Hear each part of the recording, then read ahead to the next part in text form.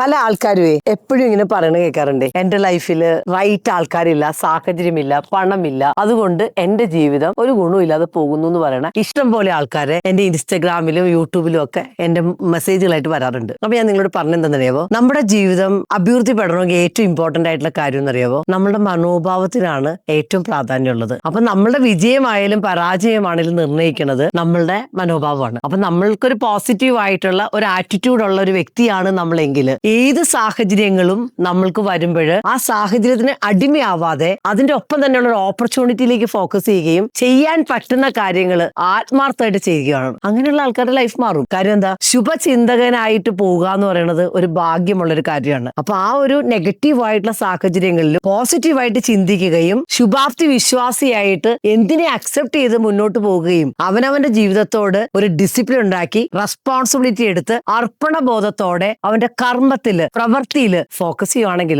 Life എന്ന് പറഞ്ഞാൽ magic ആണ്. അപ്പൊ ഇങ്ങനെയുള്ള മനുഷ്യരുടെ ജീവിതം ഉണ്ടല്ലോ പുരോഗതിയിൽ നിന്ന് പുരോഗതിയിലേക്ക് പോകും. അപ്പൊ നിങ്ങൾക്ക് നിങ്ങളുടെ ലൈഫിൽ ഇങ്ങനെ ഡിസിപ്ലിൻഡ് ആയിട്ട് നിങ്ങളുടെ ലൈഫ് ക്രിയേറ്റ് ചെയ്യണമെങ്കിൽ ഉറപ്പായിട്ട് എന്റെ പ്ലാറ്റ്ഫോമിൽ വരാം. ഞാൻ നിങ്ങളെ ആ ഗോൾ സെറ്റിംഗിലേക്കൊക്കെ സപ്പോർട്ട് ചെയ്യും. അപ്പൊ നിങ്ങൾക്ക് ഒരു പോസിറ്റീവ് ആവണം, മാജിക്കലി ലൈഫ് ക്രിയേറ്റ് ചെയ്യണമെങ്കിൽ സമയം പാഴാക്കണ്ട. 1 month പ്രോഗ്രാമിൽ വരിക, നിങ്ങളുടെ ഗോളുകൾ സെറ്റ് ചെയ്യുക. ലൈഫ് എന്ന് പറഞ്ഞാൽ ഒരു മജീഷ്യനെ പോലെ ക്രിയേറ്റ് ചെയ്യുക.